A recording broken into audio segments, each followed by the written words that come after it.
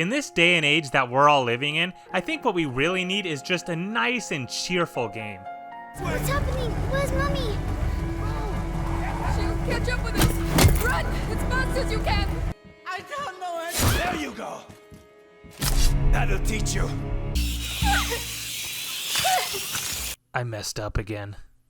When I first bought A Plague Tale, I thought it was going to be about a girl and her brother trying to survive during the Black Death, which, if you don't know, was an awful infectious disease that spread throughout all of Europe during the 1300s. The game takes place in 1348 in France, which fits the time period perfectly. And then I saw this. That's when I realized this might not be the most accurate representation of the bubonic plague. I mean, I guess there were rats. Anyway, I don't play video games for their scientific accuracy. Otherwise, I'd have a real problem with this guy. Now, what this game does do right is capture the sheer terror and despair that plagued Europe during this time period. One of the first encounters of the game is you walking through a desolate town, where people are hiding away inside their homes, some with white X's acting as markings that signify they're sick. Then you walk to the center of town and see normal townsfolk burning villagers, presumably that may have been sick or were blamed for the disease. Then, they see you and chase after you. It's not like Outlast, where you're being chased by giant, disgusting monsters. In this game, you're being chased by normal people who are just desperate and losing their minds over a ravaging plague. That's deep. And this is seen in a number of areas, from watching soldiers executing innocent people to walking through the ruins of a town leveled by a disease. You realize that there's not much happiness left in this area. And the main characters change because of this as well. The first few times that Amicia, the character you play as, kills somebody, she freaks out, apologizes, and is clearly very stressed out.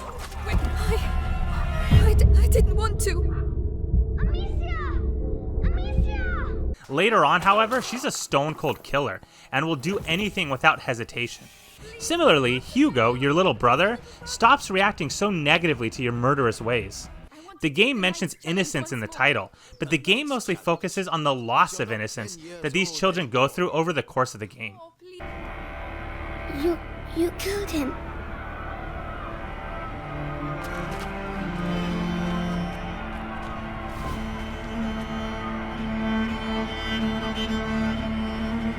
Which brings me to my next point. In most games, you can survive like 10 headshots to the face and then recover all of your energy by eating like a candy bar. A Plague Tale is more like real life. If a big burly knight comes and smacks you with his hammer, you're gonna die. In other words, one hit and it's 6 feet under for you. Or more likely, burned on a pole. You know what, I don't like that joke. I don't like that one, scrap it. It adds a level of anxiety knowing just how fragile these characters are. Sounds tough, doesn't it? Wrong. This game is easy as sticks. I died a few times just due to lack of paying attention or experimenting when I wasn't sure what to do, but once you figure out what needs to be done in each area, it's really simple to execute it. And the Inquisition, the main antagonists of the game, are pretty stupid.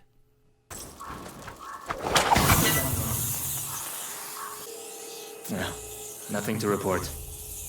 He literally just watched this fire get lit from nothing and doesn't think that's something to report or to even be mildly concerned about? The game isn't particularly exciting in any way. Each area is less of a battle arena and more of a puzzle that needs to be solved. Should I throw a pot to distract a guard? Should I extinguish a fire? Should I try and kill somebody? Once you reach the second half of the game, you have a large enough number of tools to use to get past certain guards and obstacles, and it's up to you to figure out the best method in doing so. Puzzles aren't exactly the most riveting thing to everyone, but that's okay. It's the narrative that really makes this game intense. Sneaking past the guards is easy, but sneaking past guards while they brutally murder the people who looked after you as you grew up, or hiding underneath some sort of torture chamber on top of a number of bodies while an army of rats snack on a corpse just 5 feet from you, makes this feel way more intense than it actually is. This is not meant to be a high-action game. If you want lots of pew pew pew and slashy slash, go play Call of Duty or buy a foam sword and hit your little sibling or neighbors with it. Instead, A Plague Tale is all about telling you a story. In fact, it's the high-action sequences that really do the game a disservice. Despite being a stealth game where you play as a child, there are boss fights, and these tend to just feel tedious. Amici is not a fighter. In fact, you experience her first ever kill in the early stages of the game. So as you can imagine, she's slow, her aim is a bit off, and she's very limited on weapons. For most of the game, you're really just limited to your sling, with different types of ammunition available for you to use. However, these combat sequences are pretty few and far between in the game and don't really take away from the intensity of the moment. This game is like pineapple on pizza. You're either going to find it delicious, or you're going to say it's the work of the devil. It isn't a run and gun action-oriented game, and it isn't particularly challenging. But if you're interested in a dark and disturbing story that explores the loss of innocence in two children as they explore the desolate land of plagued France, you're going to love this. But be prepared for a tiresome and stressful experience. A Plague Tale gets 8 rats out of 10.